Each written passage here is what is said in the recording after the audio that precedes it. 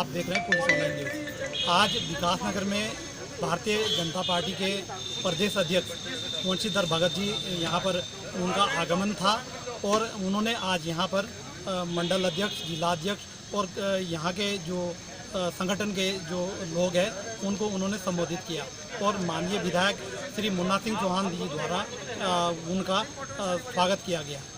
और आज विधानसभा चुनाव 2022 के लिए भी उन्होंने यहाँ से अपने पार्टी के जो संगठन के लोग हैं उनको इशारा कर दिया है कि भारतीय जनता पार्टी को भारी बहुमत से दोबारा प्रदेश की सत्ता दिलाने की पूरे कार्यकर्ता एकजुट होकर काम करेंगे। गारंटी और 100%, क्योंकि हमारे सामने कोई विकल्प दूसरे के पास नहीं कोई विकल्प नहीं। भारतीय जनता पार्टी पूरे केंद्र से लेकर प्रदेश तक नए आयामों को छू रही है। देश के हित में काम कर रही, जनता के हित में काम कर रही, किसानों के हित में काम कर रही, मजदूरों के हित में काम कर रही। किस मुद्दे को लेकर विपक्ष जाएगा?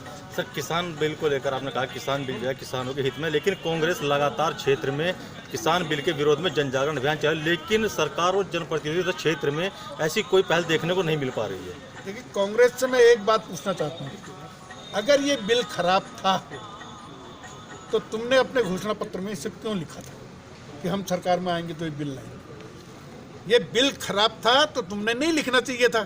अब तुम्हारी सरकार नहीं आई, नरेंद्र मोदी जी की सरकार, भारतीय जनता पार्टी की सरकार आ गई, तो उन्होंने भी लिखा था कि स्वामीनाथन रिपोर्ट को हम रखेंगे पटल पर।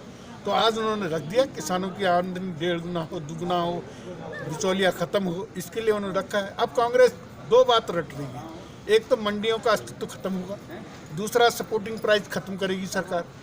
नरेंद्र मोदी जी ने इस देश की सर्वोच्च सदन लोकसभा में कहा है कि हमारा कोई मंडियों को टच करने का इरादा नहीं है, न सपोर्टिंग प्राइस समाप्त करने का इरादा है। अब इससे बड़ा और क्या हो सकता है? नहीं सर, जैसे अभी न्यूनतम समर्थन मूल्य है उसकी उसमें कोई गारंटी नहीं है सर।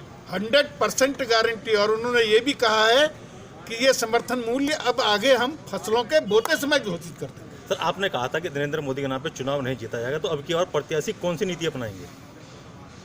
नहीं, ये आपने तरोड़ मरोड़ के कहा।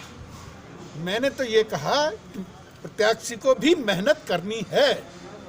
जो हमारे विधायक हैं उनके लिए मैंने विशेष रूप से कहा कि उनको भी मेहनत करनी है। सर, 2022 में चेहरा कौन रहेगा अब जो है? चेहरा जो है वो है, इसमें चेहरे की क्या बात है? भारतीय जनता पार्टी चेहरा है। ठीक है सर, थैंक यू।